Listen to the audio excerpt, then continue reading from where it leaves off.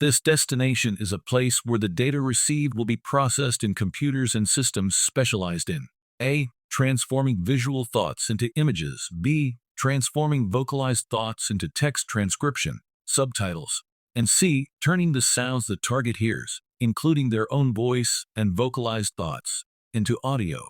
It'll then send a post-processing response from that set of received parameters directly to the same person's brain, using a microwave voice. The synthetic electronic telepathy, SynTel, if applied with the consent of the individual whose thoughts will be exposed, read, heard, and seen by others, can be useful in various fields for peaceful purposes, as it is a way to help victims of cerebral palsy or with communication problems, or those who have lost their vocal cords. It's interesting even for those with amyotrophic lateral sclerosis, ALS, a rare neurodegenerative neuromuscular disease that paralyzes the muscles of the body without, however, affecting brain functions. Stephen Hawking would be one of the beneficiaries of this technology, since it would be possible to use vocalized thought to communicate in real time with everyone using his computer that emits a traditional robotic voice based on the reading of his texts. It'd also allow accident victims to speak again. Following this line of reasoning, that is, of picturing creative uses of this technology for a perfect, utopian world, imagine being able to talk to your partner without having to use your voice or mouth, without making a single sound, just using the vocalization of thoughts.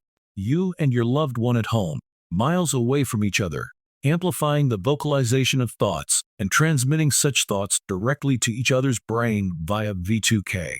It'd be as if you were talking on a cell phone without the device itself. Better yet, no one around you would hear the dialogue or even know that you're talking to someone. It takes a lot of practice to learn how to control vocalized thoughts and how not to send thoughts of momentary impulses or associative thoughts, which would be part of the cognitive processes in a normal conversation, but wouldn't be expressed in words. In the synthetic electronic telepathy, SynTel, this is not possible. Everything that is thought is sent to the receiver. It would indeed be an extremely useful and efficient tool for several impressive and peaceful purposes. However, it's only used for questionable goals such as torture, theft of information, espionage, illegal surveillance, fraud in civil service competitive examinations, Volume 2, Chapter 9, terrorist attacks and murders. After all, it was conceived as a weapon of war, a non-lethal weapon by MKTECH's programs around the world. The possibilities for using this technology are practically limitless. In addition to hearing and seeing the thoughts of the individual, it's possible to interact with them, making them know that their thoughts are involuntarily shared with third parties and causing immense discomfort and affliction, an unprecedented sense of mental violation. We're not going to discuss the people behind the technology yet, nor their goals. That is for another chapter. Nonetheless, when MKTECH is used to neutralize, torture, or murder, their participation is evident.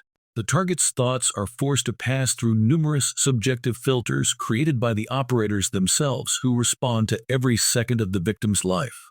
Thus, their thinking focuses on situations that have great emotional charges, including negative ones. This creates an unprecedented psychophysiological condition. The target is subjected to the judgment and analysis of third parties for every thought, for every millisecond of their existence, for all the thoughts in a single day. For example, deductive thinking, inductive thinking, analytical thinking consists of separating the whole into parts that are identified or categorized. Systematic thinking, a complex view of multiple elements with their diverse interrelations. Critical thinking, routine thoughts, automatic thoughts of memory maintenance, and creative, philosophical, linguistic, or abstract thoughts. In short, all thoughts, either voluntary or involuntary ones, will reach the operator's computers, completely destroying the target's reasoning capacity.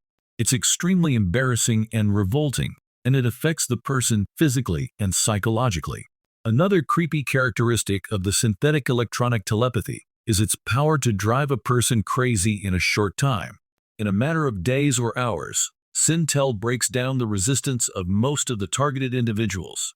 The initial feeling of having your internal thoughts being collected and the difficulty in controlling what you think, exposing all of your cognitive intellect, shakes the strongest of human beings.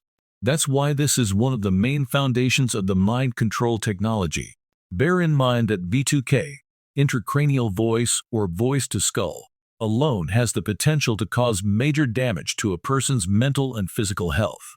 Syntel, synthetic electronic telepathy, however, reaches another level in terms of torture and violation of the human being's cognitive privacy, because the voices are no longer just used to make random noises in the victim's audio cortex in order to deprive the target's primary sense of natural attention. The voices interact within the mind, responding to the target's thoughts. So the sadistic operators behind the analysis of these thoughts play, make fun, bully, disrespect, and harass the strictly private cognitive processes of human beings, in addition to following some torture rules and protocols adapted for MKTECH, as we're going to see as we progress in this obscure technology. Some authors, for the understanding of the reader who has never been in contact with MKTECH, like to make an analogy between synthetic electronic telepathy and a magic phone. That is, one can call anyone's mind anywhere in the world and basically say what one wants. The thoughts of the person who answered this magic phone would be the equivalent of the voice on the cell phone, but with an important difference. The phone cannot be disconnected, which keeps the caller in complete anonymity with unrestricted access to all functions of the receiver's phone. It's a good analogy for us to begin to understand the power of this technology, except of course, magic phones don't exist. Not only the violation of thoughts and the incessant noise in the victim's head, which is already a very serious transgression, but the most worrying thing is the way in which synthetic electronic telepathy uses its own communicative essence against the brain. The shortcuts used to perform, streamline, and interpret the communication process. The way small cortical processing units interact with each other for this purpose.